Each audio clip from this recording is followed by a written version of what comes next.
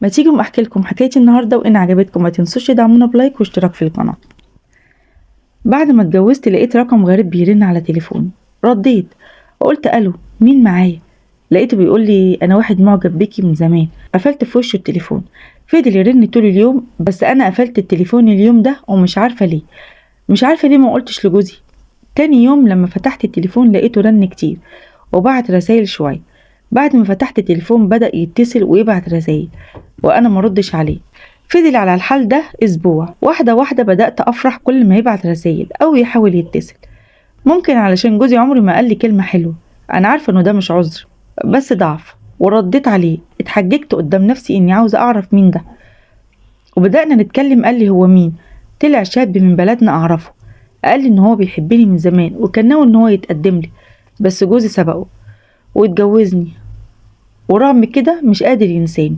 ويا ريت ارد عليه لما يتصل بيا يسمع صوتي بس، مش طالب اكتر من كده. صديته في الاول، بس بعد كده بدأت اتكلم معاه في حاجات عادية، ومكالمات بعد مكالمات بدأت اتعلق بيه. واليوم اللي ما نتكلمش فيه احس ان انا ناقصني حاجة.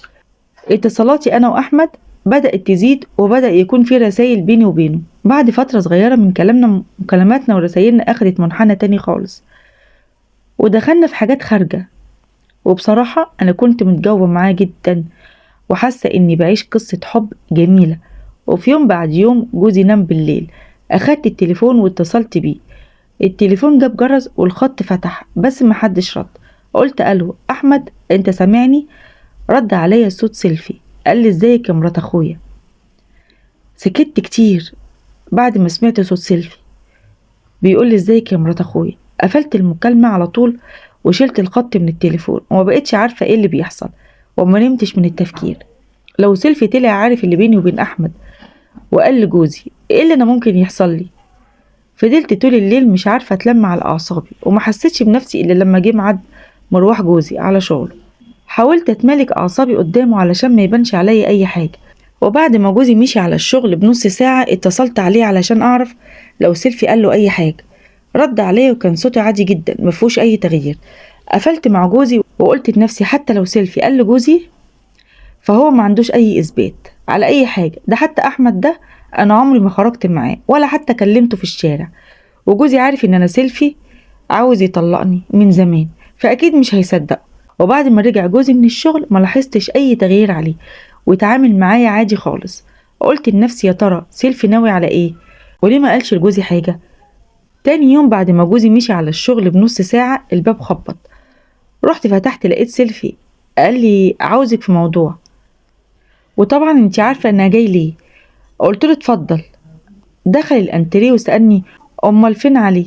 قلت له نايم لسه مصحيش. قال لي كويس انه نايم علشان ما يسمعش الكلام اللي هيتقال ده. انتي طبعا عارفة انا جاي اكلمك في ايه. قلت له هعرف منين؟ ضحك ضحكة عالية جدا وبعدها كشر وقال لي ما خلاص يا مرات اخويا بلاش لف ودوران. قلت له لف ودوران ايه؟ انا مش فاهمة حاجة. قال لي من الاخر كده انا اتفقت مع احمد يكلمك، وكل مكالمة كنت بتتكلموا كنت ببقى قاعد جنبه وسامع المكالمة من الأول للآخر.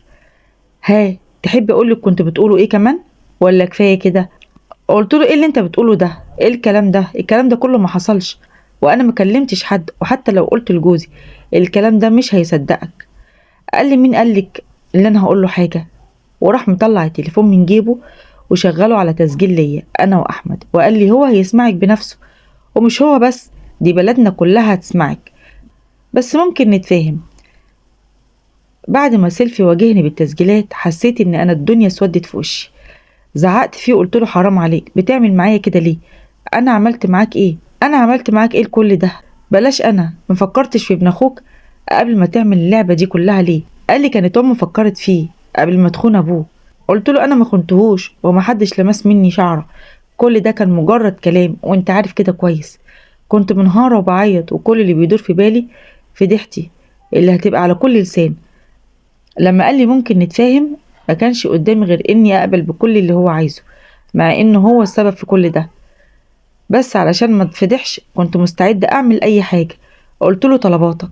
قال لي تطلبي الطلاق وكمان تتنازلي عن كل حقوقك. قدامك اسبوع، اسبوع واحد بس، اسبوع ويوم تسجيلاتك ورسايلك هتبقى على كل تليفون في البلد كلها، ومش بلادنا بس، لا والبلاد اللي جنبنا كمان. دي هتبقى ولا حكاية ألف ليلة وليلة.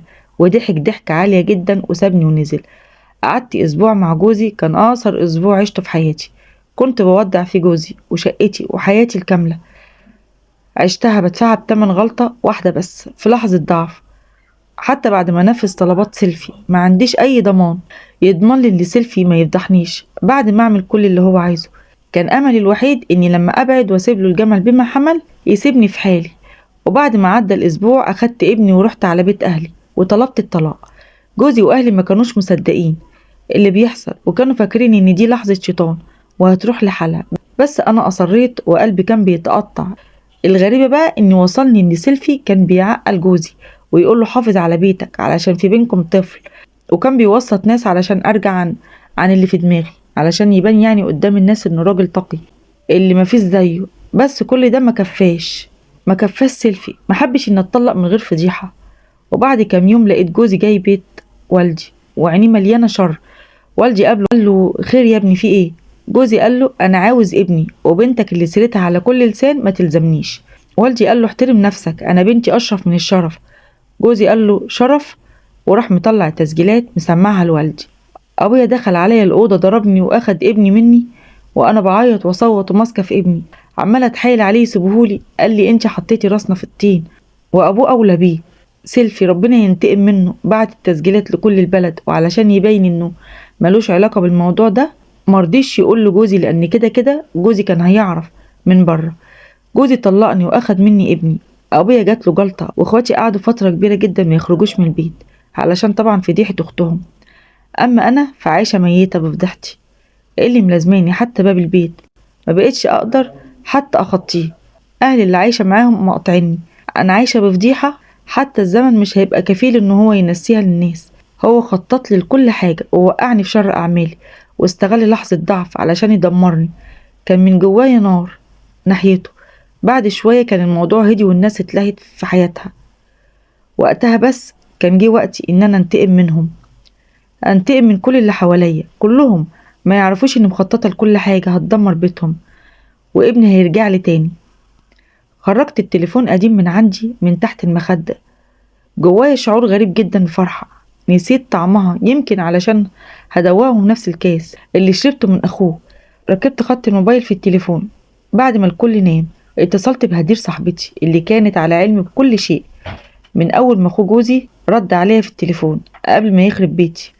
كلمت هدير وعرفت منها إنها اتصاحبت على أخو جوزي وبقى بيتمنى يقابلها. كمان عرفت منها إنه حكالها عن سبب خراب بيتي، وإن والدته بتكرهني جدا علشان كانت عاوزة تجوز ابنها لبنت أختها، وإنها كانت شايفاني أقل من إني أكون واحدة من عيلتهم. وكلام كتير جدا جارح علشان أهلي ناس على قد حالهم، وإن والدته على علم بكل اللي هو عمله. والكارثة الأكبر بقى إن جوزي كمان كان عارف، وكانوا بيعملوا عليا تمثيلية علشان يحرموني من حقي ومن عيالي. وكان بيمثل عليا إنه زوج مثالي، مع إنه يعني من جواه زهق مني وبيحاول يتخلص مني بأقل ضرر إن اللي هو يحصل له، حتى لو على حساب سمعتي أنا وأولاده. كان ممكن التسجيلات اللي سجلتها لهدير دي أفضحهم، بس برضه هيتقال لي سمحت لنفسها تكلم جوزها، وكان لازم أحس بانتقام شديد. المهم بدأت انتقام بأول مقابلة بين هدير وأخو جوزي. هدير وقتها كانت في أبهى صورة ليها مع جمالها الزيادة خليته هيتجنن عليها. بعدها كان بيطلب من هدير تقابل والدته بأي طريقة ومعاها والدها. خليت هدير تقلت عليه شوية، وبعدها قلت لها جه الوقت المناسب علشان تقابليه. فعلا كلمنا راجل كبير كده في السن، كان مادي شويتين بس قلنا مش مشكلة. كان الراجل ده نعرفه كويس قوي، راجل مادي جدا. قلنا له هيمثل بس انه والد هدير بمقابل مادي طبعا. وافق على طول وأجرنا شقة في مكان نضيف جدا، وقلت لهدير تدي العنوان لأخو جوزي. وفعلا تمت المقابلة. والدتهم اتوهمت المستوى الاجتماعي بتاع البنت اللي بيحبها ابنها، وطبعا انا عارفاها بتحب المظاهر وكنت متوقعة انها تتوهم كده. اما جوزي بقى السابق كعادته ما شالش عينه من على هدير، وهدير في المقابل بدأت قد ما تقدر تغريه بطريقة غير ملحوظة. يعني نفذت كل اللي قلت لها عليه بالحرف الواحد. وبعد انتهاء الزيارة بدون ما يحسوا وبعد اما هدير حست ان طليقي اتوهم بيها، مسكت التليفون بتاع جوزي وكتبت له رقمها وهو بيبتسم، وحط تليفونه في جيبه، عمل اللي توقعته بالظبط. بدأت هدير تكلم الاتنين وتسجل مكالمات قد ما تقدر لحد ما زارتني، وقصينا طبعا مكالماتها مع طليقي وركبناها بطريقة معينة، وجه الوقت المناسب لتنفيذ الخطة والانتقام. اتصلت هدير بأخو جوزي وبدأت تعيط جامد وتشتمه وهو بيحاول يفهم. طبعا وقتها كنا عارفين ان هدير بقت بالنسبة له ادمان، وبقت الاكسجين بتاعه، ومن غيرها هيتجنن. واحدة واحدة هدير قالت له اخوك زبالة وبيقول لي اني هبقى بتاعتكم انتوا الاتنين، واتهمته اني اداله رقمها. اخو طليقي ما صدقش، بعتت له التسجيلات اللي احنا قصيناها مع بعض، وقفلت السكة في وشه. بعد ما لقيته خلاص شبه اتجنن من الصدمة، وكلمتني وشوية ونمنا. تاني يوم الصبح صحيت على خبر موت طليقي بعد خناقة كبيرة جدا مع أخوه اللي الشرطة مسكته واتهمته بالقتل. لبست هدومي بسرعة ورحت بيتهم. والدته كانت بتصرخ، ووسط صراخها أول ما شافتني سكتت من الصدمة. مشيت ناحية ابني وخدت في حضني، أما هي بدأت تصرخ وتقول لي اطلعي من هنا، ما تاخديش حفيدي مني، ده من ريحته. بصيت لها باحتكار وقلت لها ابنك مات خلاص، وانا اولى بابني. ابني هربيه في بيت نضيف، ما ينفعش يتربى في بيت قتالين قتلة. ومشيت وسط زهور اللي قاعدين معاها من جيرانها. اما هي من صدمة كلامي ما اتحركتش من مكانها ولا نطقت حرف واحد.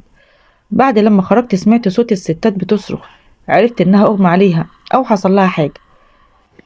تاني يوم نشرت كل المحادثات اللي كانت بتبرئني نوعا ما، وانهم كانوا متفقين عليا كلهم من غير ما حد يعرف اني انا اللي نشرتها زي ما هم عملوا فيا. وقصيت كلام وركبته يبين اني ما كلمتش حد اصلا. والبركة طبعا في البرامج اللي كنت بشتغل بيها على التليفون، ساعدتني كتير جدا في قص وتركيب الكلام. حاليا عايشة في بيت اهلي بربي عيالي وبس، ولحد النهاردة محدش يعرف اللي عملناه انا وهدير وازاي اخدت حقي. بحس بوجع شديد جدا اني اتسببت في موت ابو ولادي، بس عيبي اني ما بعرفش اسيب حقي، وما كانش في حل اني ارجع سمعتي واولادي غير كده. بنصح اي ست متجوزة ما تكلميش ابدا اي راجل غير جوزك، حتى لو جوزك انسان زبالة اتطلقي منه او كملي معاه من غير ما تستني حنية من راجل غيره. ودي كانت قصتي، ايه رأيكم في اللي انا عملته، صح ولا غلط؟